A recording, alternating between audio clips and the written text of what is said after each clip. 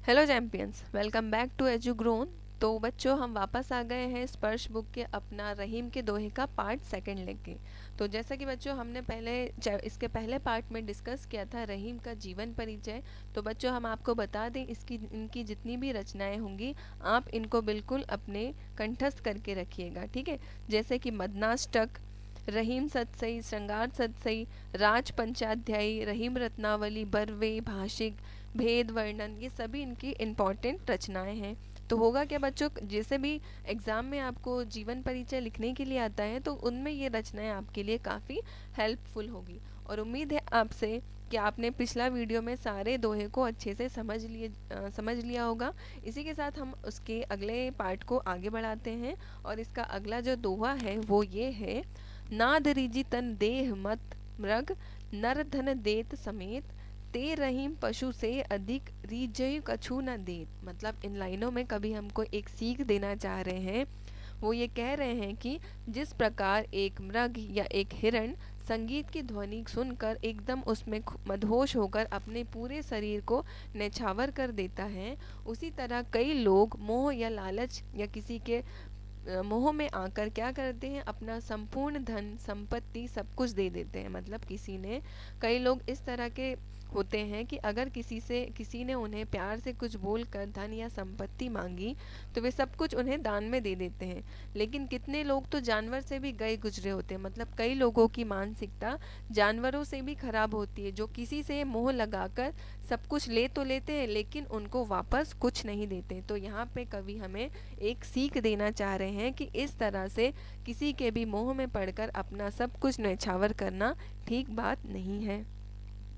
इसी के साथ हमारा अगला दोहा है, बिगड़ी बात बने नहीं लाख करो किन कोय, रहीमन फाटे दूध को मथे न मत्थन होए, मथे न माखन होए। मतलब लाइनों में कवि कह रहे हैं कि अगर कोई बात एक बार बिगड़ जाती है तो लाख कोशिश करने के बाद भी ठीक नहीं होती है। मतलब एक बार जो काम बिगड़ गया मतलब बिगड़ गया, उसके बाद हम कितना भी प्रयास क्यों ना कर ले वो काम पहले जैसा नहीं हो पाता है। जैसे कि अगर दूध एक बार फट जाए तो उसको मथने से मक्खन नहीं निकलता, ठीक है। अगर फट जाता है तो उसको हम चाहे कितना भी मथ ले, उससे मक्खन नहीं बनता है। इसलिए कोई भी बात बहुत सोच समझकर बोलना चाहिए ताकि बिगड़े नहीं। मतलब हमारे शब्द ऐसे होने चाहिए कि उन शब्दों से कभी किसी को ठेस ना पहुँचे। अगर हमने गलती से या धोखे से हमारे मुंह से कोई गलत बात निकल गई और वो बात सामने वाले को चुभ गई तो क्या होगा, हमारे रिश्ते खराब होंगे। अगर एक बार या कोई चीज़ बिगड़ गई या कोई रिश्ता खराब हो गया तो वो पहले जैसा कभी भी नहीं हो पाता है। तो इन दोहे में भी रहीम हमें एक सीख ही देना चाह रहे हैं कि जो भी आप कहते हैं बहुत सोच समझकर कहना चाहिए। आगे का दोहा है, रहीमन देखी बड़ेन को लघु न दीजिए डारी, जहाँ काम आवे सुई कहाँ करे तलवारी।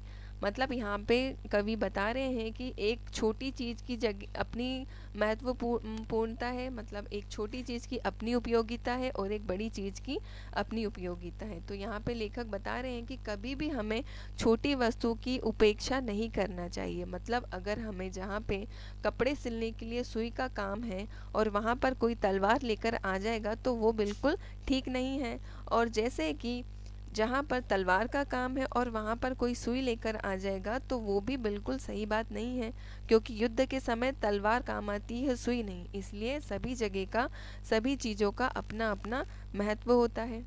इसी के साथ हमारा अगला दोहा है, रहीमन निज संपत्ति बिनु, को ना विपत्ति सहाय, बिनु पानी जा जलज को ना ही रवि सके बचाए। मतलब इन लाइन में कवि कह रहे हैं कि अगर पास में धन नहीं होता है और जब संकट आता है तो उस समय आपकी कोई भी सहायता नहीं करता है। मतलब जब आपके पास विपत्ति आई है और उस समय उस संकट से निपटने के लिए आपके पास धन नहीं है, रुपए नहीं है, तो कोई भी आपकी सहायता नहीं करता है। जैसे कि सूखे हुए तालाब में अगर कोई कमल का फूल भी खिला हुआ है तो सूरज के प्रकाश से या सूरज के तेज रोशनी से उसको कोई भी नहीं बचा सकता है। उसी प्रकार बिना धन विपत्ति में कोई भी आपकी सहायता नहीं कर सकता। अगर तालाब पूरा सूखा हुआ है और उसमें बहुत सुंदर पुष्प या कमल खिला हुआ है तो सूरज का जो तेज जलती हुई रोशनी आ रही है उससे कमल को कोई भी नहीं बचा पाएगा। ठीक है बच्चों। तो इसी के साथ हमारा अगला दोहा है, रही मन पानी राखिए, बिन पानी सब सून, पानी गए न उबरे, मोती मानस चून। तो यहाँ पे कवि हमें ये बता रहे हैं कि जिस तरह आटे का अस्तित्व पानी के बिना नर्म नहीं हो सकता और मोती का मूल्य उसकी आभा के बिना नहीं हो सकता, उसी तरह मनुष्य को भी अपने व्यवहार में हमेशा पानी की तरह विनम्रता रखनी चाहिए, है ना।